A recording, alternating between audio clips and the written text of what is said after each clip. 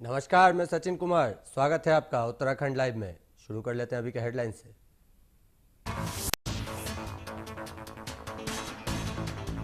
संविधान दिवस आज। सीएम धामी ने दी प्रदेशवासियों को शुभकामनाएं। कहा, विश्व पटल पर भारत को चमकाने में विशेष भूमिका। देश की आत्मा है संविधान।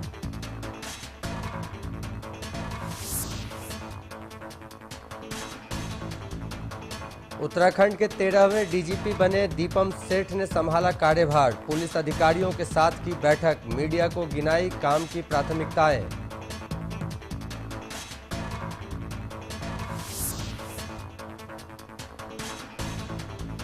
भू कानून को लेकर भाजपा का कांग्रेस पर पलटवार। प्रदेश मीडिया प्रभारी ने कहा, प्रदेश में जल्द लागू करेगी धामी सरकार। विपक्ष नहीं है भू कानून का पक्षधर।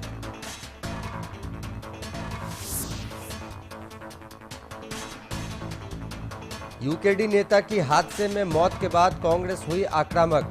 धस्माना ने कहा, हादसों पर लगाम लगाने में भाजपा सरकार नाकाम। प्रदेश में बढ़ रहे हादसे।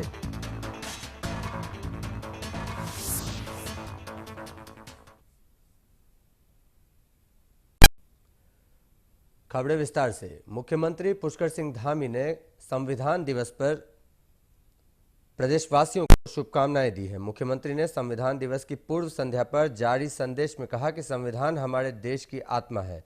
यह प्रत्येक भारतीय के गौरव, अधिकार और सम्मान का रक्षक भी है। मुख्यमंत्री ने भारतीय संविधान के शिल्पकार बाबा साहब अम्बेडकर की नमन करते हुए कहा कि विश्व में भारत की विशिष्ट पहचान बनाने में भारतीय संविधान की विशेष भूमिका है। मुख्यमंत्री पुष्कर सिंह धामी ने कहा कि संविधान में प्रत्येक नागरिक के लिए मौलिक अधिकारों के साथ ही कर्तव्यों का भी उल्लेख किया गया है। संविधान प्रदत्त अधिकारों का उपयोग करना ही नहीं, उसके मूल्यों की रक्षा करना भी हर नागरिक का कर्तव्य है। मुख्यमंत्री ने कहा कि राष्ट्र की प्रगति और सांस्कृतिक प्रतिष्ठा के पुनर्स्थापना में संलग्न रहकर हम सबको एक भारत श्रेष्ठ भारत निर्माण में अपना योगदान सुनिश्चित करना होगा।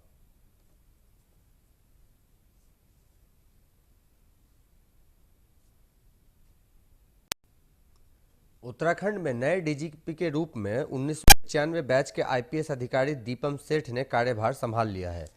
कार्यभार संभालने से पहले दीपम सेठ ने उत्तराखंड शासन में मुख्य सचिव राधा रतूरी से मुलाकात की। इसके बाद उन्होंने उत्तराखंड के 13वें डीजीपी के रूप में अपना कार्यभार संभाला। पद संभालने के बाद उन्होंने उत्तराखंड के वरिष्ठ पुलिस अधिकारियों के साथ बैठक की। इसके बाद उन्होंने कहा कि उनकी प्राथमिकता उत्तराखंड में अपराध को कम करना, ड्रग्स फ्री अभियान में तेजी लाना और सीमा पर तैनात जवानों के परिवारों की सुरक्षा करना सबसे ज्यादा अहम होगा।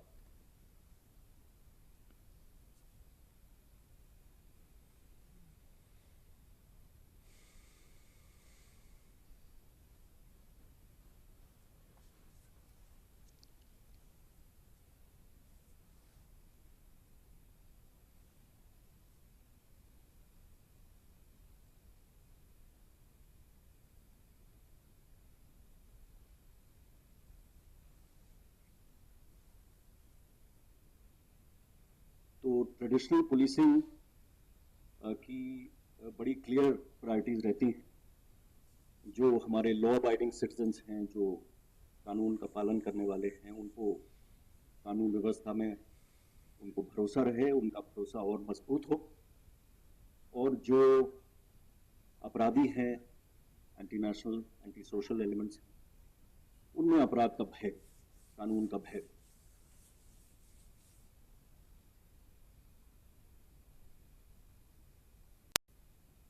उत्तराखंड में भू कानून को लेकर जहां एक ओर विपक्ष सरकार को कटघरे में खड़ा कर रहा है और सरकार प्रदेश के पर अंदर भू कानून न लाने का आरोप लगा रहा है और सरकार पर जनता की गुमराही का आरोप लगा रहा है, तो वहीं दूसरी तरफ बीजेपी ने विपक्ष पर कटाक्ष किया है। भाजपा के मीडिया प्रभारी मानवीर चौहान का कहना है कि प्रदेश सरकार प्रदेश के हित में कार्य कर रही है और जल्द ही प्रदेश को सशक्त भू कानून भी मिलेगा, जिसके लिए हमारे युवा मुख्यमंत्री और सरकार पूरी तैयारी कर रही है। साथ ही आने वाले बजट सत्र में इसे सदन के पटल में भी रखा जाएगा। साथ ही उन्होंने कहा कि भले ही आज विपक्ष भू कानून की पैरवी कर रहा हो, मगर विपक्ष भी कभी भू कानून का पक्षधर नहीं रहा।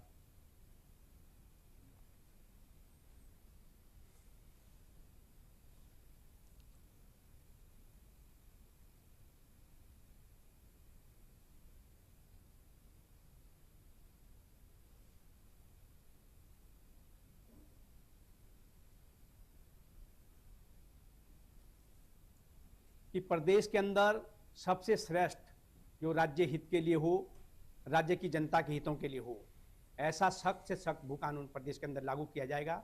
वो भी जल्द ही आने वाले बजट सत्र में इसको विधानसभा की पटल पर रखा जाएगा। इसलिए मुझे लगता है विपक्ष जिस प्रकार से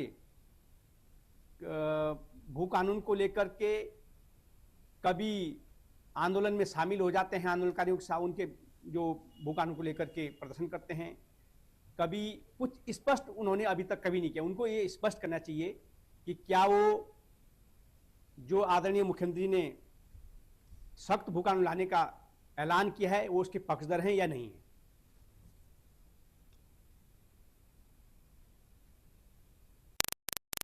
प्रदेश के वरिष्ठ राजनेता और उत्तराखंड राज्य निर्माण आंदोलन के अग्रणी नेता त्रिवेंद्र सिंह पवार की सड़क हादसे में असामयिक मृत्यु ने समूचे राज्य को शोक में डुबो दिया है। उत्तराखंड क्रांति दल के पूर्व अध्यक्ष और राज्य आंदोलनकारी पवार के सड़क हादसे में निधन पर प्रदेश कांग्रेस कमेटी के वरिष्ठ उपाध्यक्ष सूर्यकांत धस्माना ने गहरी संवेदना व्यक्त करते हुए कहा कि पवार का जाना न केवल उक्रांद बल्कि पूरे राज्य के लिए अपूरणीय क्षति है। उन्होंने कहा कि त्रिवेंद्र सिंह पवार ने अपने जीवन को उत्तराखंड के सरकारों और जनहित के मुद्दों के लिए समर्पित किया था। कांग्रेस नेता सूर्यकांत धस्माना ने प्रदेश में बढ़ती सड़क दुर्घटनाओं पर चिंता व्यक्त करते हुए राज्य सरकार और पुलिस प्रशासन को कटघरे में खड़ा किया है।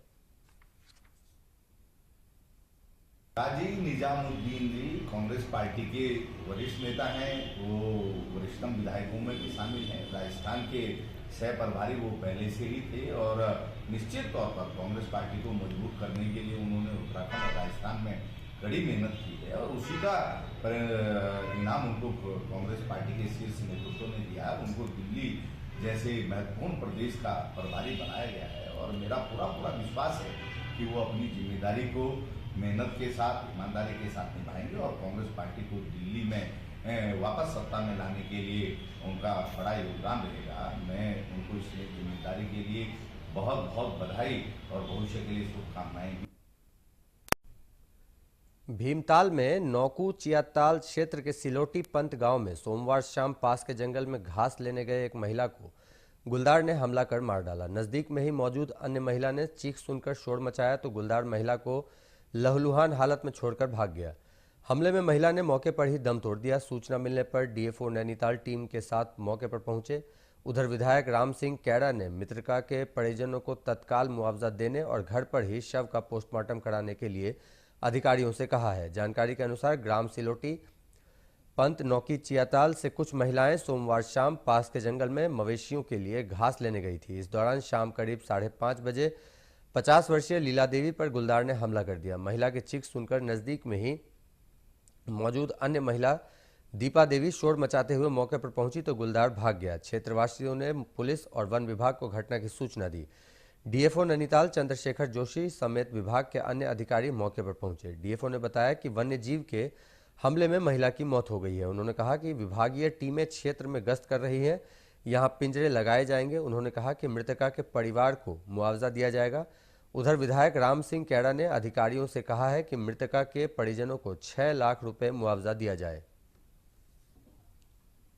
तो घटनास्थल होगा यहाँ पे भी बॉडी तो घर लगे। हाँ, कपड़ों से जो हमें एविडेंस कलेक्ट होंगे सबसे पहले होते हैं बाल का कलेक्शन करना है और मौके से जाके कलेक्शन करना है। उससे हमें आइडेंटिफाई हो जाता है कि ये टाइगर है या लेपर्ड है, क्योंकि खाली टाइगर है लेपर्ड है बोलने से नहीं होगा, उसका एविडेंस हमें चाहिए। और उसको फिर हम अपने पिछली बार भी हमने WI भेजा था और उसी से फिर जांच हुई थी। नहीं तो कोर्ट आप जानते हैं, कोर्ट में हमको जो है कितनी तरीके से जो है आपका उस पर भी रोक लगा दी थी जो आपके मारने के आदेश। फिर जब हमने दिखाया कि साहब ये वही बाल हैं तब जाकर के कोर्ट जानते। पंत की रहने वाली लीला देवी जी रोज की तरह जंगल घास काटने गई थी और वहाँ पर एक जंगली जानवर बाघ हो या जो भी जानवर है उसने हमला किया। तो लगातार आनंद फानंद में हम लोग यहाँ पर पहुँचे। फॉरेस्ट विभाग के अधिकारियों को हमने बुलाने का काम किया, सभी पुलिस के अधिकारियों को भी बुलाने का काम किया। तो अभी बॉडी मिल चुकी है। लीला देवी जी की आत्मा की शांति की कामना करता हूँ और यहाँ पर मैं अपने वन विभाग के कर्मचारी अधिकारियों को भी और अपने गांव के लोगों को धन्यवाद देना चाहता हूँ कि इन लोगों ने बॉडी को ढूंढवाने में काफ़ी सहयोग किया है। खटीमा ब्लॉक परिसर में ब्लॉक प्रमुख रंजीत सिंह नामधारी देश की एकता, अखंडता एवं समरसता को समर्पित खटीमा का सबसे ऊंचा तिरंगा 111 फीट का स्थापित किया गया। साथ ही तिरंगा के नीचे स्थापित देश के महान विभूतियों व स्वतंत्रता संग्राम सेनानियों डॉक्टर भीमराव अंबेडकर, सुभाष चंद्र बोस, सरदार उधम सिंह, सरदार भगत सिंह, वीर महाराणा प्रताप, पंडित गोविंद बल्लभ पंत तथा डॉक्टर एपीजे अब्दुल कलाम के मूर्तियों का अनावरण किया गया। इस दौरान सशस्त्र सीमा बल के जवानों द्वारा तिरंगा झंडा को ध्वज सलामी दी गई। इस अवसर पर क्षेत्र के विभिन्न प्रतिष्ठित कवियों द्वारा उत्तराखंड की संस्कृति, शहीदों तथा देशभक्ति से संबंधित रचनाओं को प्रस्तुत कर कार्यक्रम को रोचक, आकर्षक और मनमोहक बनाया गया। वहीं इस अवसर पर ब्लॉक प्रमुख नामधारी ने अपने कार्यकाल में मुख्यमंत्री पुष्कर सिंह धामी के मार्गदर्शन में हुए विकास कार्यों का उल्लेख करते हुए उपस्थित सभी लोगों का आभार व्यक्त किया। इस प्रदेश के मुखिया श्री पुष्कर सिंह धामी जी की प्रेरणा से और सहयोग से खटीमा क्षेत्र में आज ब्लॉक प्रांगण में 111 फीट का झंडारोहण किया गया। साथ साथ इनके सात विभूतियों का भी यहाँ पे निर्माण कराया गया, जो एक एकता का प्रतीक और संदेश मिलता है। जो हमारा देश लघु भारत प्रदेश हमारा उत्तराखंड है, उसी को यहाँ पे दर्शाया गया है और लघु भारत के विशेष ध्यान पे रखते हुए यहाँ पे सभी जाति, धर्म और प्रेम भावना से रहने के लिए सबको यहाँ पे बधाई और शुभकामनाएं का प्रतीक। नशे के खिलाफ अभियान के तहत दिनेशपुर पुलिस को बड़ी कामयाबी मिली है। लगभग 18 ग्राम स्मैक के साथ पुलिस ने एक युवक को गिरफ्तार किया है। आरोपी युवक को विभिन्न धारा में जेल भी भेज दिया गया है। इस दौरान अपर पुलिस अधीक्षक रुद्रपुर निहारिका तोमर ने कहा है कि वरिष्ठ पुलिस अधीक्षक उधम सिंह नगर द्वारा नशे का कारोबार करने वाले के विरुद्ध कार्रवाई करने हेतु निर्देशित किया गया था। थानाध्यक्ष नंदन सिंह रावत के नेतृत्व में थाना दिनेशपुर पुलिस टीम द्वारा चेकिंग अभियान चलाया गया। चेकिंग के दौरान आनंद खेड़ा से मोहनपुर को जाने वाले रास्ते पर पॉपुलर की नर्सरी के पास एक युवक को रोककर तलाशी ली गई। उसके पास से लगभग 18 ग्राम स्मैक बरामद हुई है।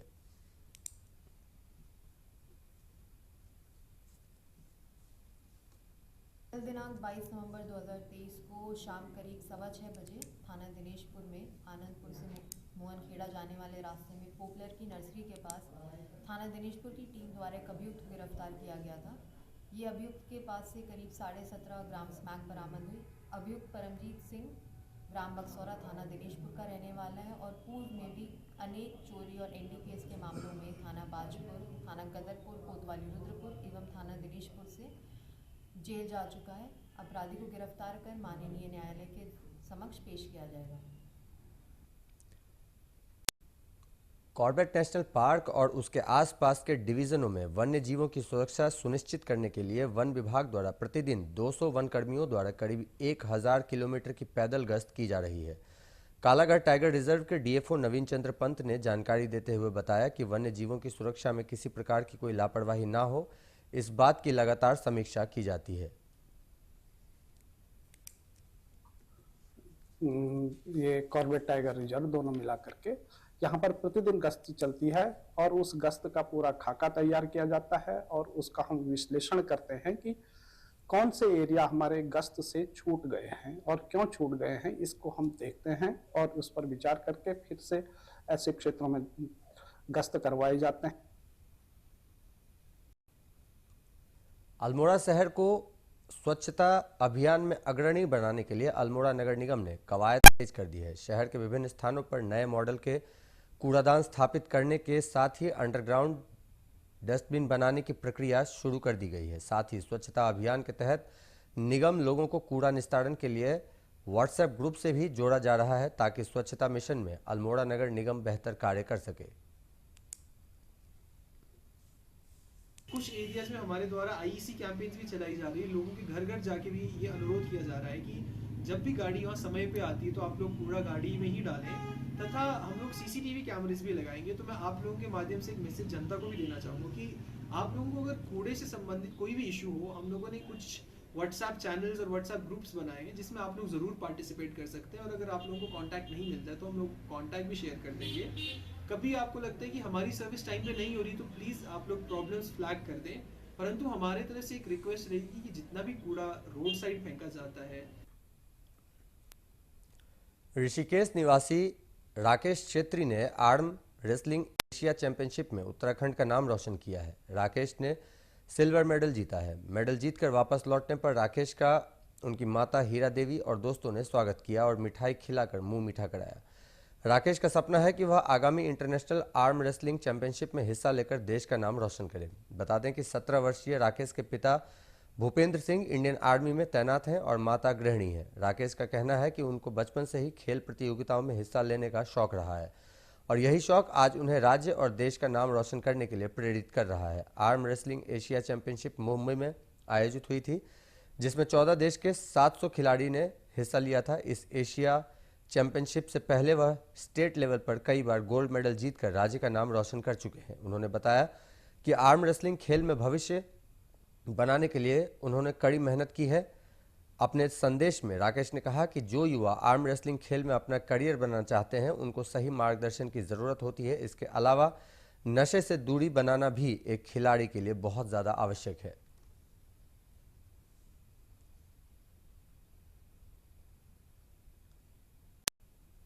उत्तराखंड कांग्रेस में निकाय चुनाव के लिए अपनी तैयारी पूरी होने के बाद कही है। उत्तराखंड कांग्रेस के प्रदेश अध्यक्ष करण माहरा की माने तो भाजपा भले ही तैयारी की बात करती हो, लेकिन कांग्रेस ने निकाय चुनाव के लिए अपनी तैयारी बहुत पहले शुरू कर दी थी, जिसमें पार्टी के वरिष्ठ नेता निकायों में जाकर पूरी रिपोर्ट तैयार करने का काम कर रहे हैं। साथ ही कांग्रेस में भाजपा की तैयारी के साथ साथ सरकार के द्वारा निकाय चुनाव में की जा रही देरी को लेकर भी सवाल खड़े किए हैं। हमारी भी तैयारियां चल रही है। हमारे भी प्रभारी विभिन्न क्षेत्रों में जाके जिनको जिस क्षेत्र का प्रभार दिया है वहाँ मीटिंगें ले रहे हैं। प्रकाश जोशी जी हमारे हरिद्वार क्षेत्र की, कुंजवाल जी नैनीताल क्षेत्र की, इस तरीके से नैनवाल हैं प्रमोद सतीश नैनवाल जी, वो हमारे पिथौरागढ़ क्षेत्र की बैठकें ले चुके हैं और पर्यवेक्षक भी अपने स्तर पर बैठकें ले रहे हैं। अब ये तो सरकार, इसका जवाब सरकार देगी। सरकार की किस बात का भरोसा करें, कई बार हाँ कह के कई बार ना कह चुकी है। अब देखते हैं आगे क्या है। उत्तराखंड में लगातार हो रहे सड़क हादसों पर सरकार लगातार गंभीर नजर आ रही है। प्रदेश में नवंबर हादसों का महीना बन चुका है। देहरादून जिले में हुए हादसों में अब तक 10 से ज़्यादा मौत हो चुकी है। वहीं कैबिनेट मंत्री प्रेमचंद अग्रवाल ने हादसों पर दुख जताते हुए कहा कि यह दुख का विषय सबके लिए, सरकार इसको लेकर गंभीर है। हम प्रयास करेंगे कि आने वाले समय ऐसे हादसों में कमी आए। नहीं, दुखद है। एक्सीडेंट्स बहुत इस बीच में हुए हैं, चाहे वो हमारी अल्मोड़ा की घटना हो, देहरादून की घटना हो, कल ऋषिकेश में घटना हुई है। पहले तो मैं जो मृतक हैं उनके लिए भगवान से प्रार्थना करूँ वो जिस प्रकार से उनकी मौत हुई है को सदगति प्रदान करें। और ये दुख का विषय हम सबके लिए तो है ही है। और नशे की जहाँ तक बात है, एक्सीडेंट नशे के कारण भी हो रहे हैं, अन्य भी कारण बनते हैं, लेकिन निश्चित रूप से सरकार इसमें गंभीर है और प्रयास करें कि ये जो हमारे बढ़ते हुए एक्सीडेंट हैं इस पे नियंत्रण हम कर सकें। ये निश्चित रूप से इस पे हम काम।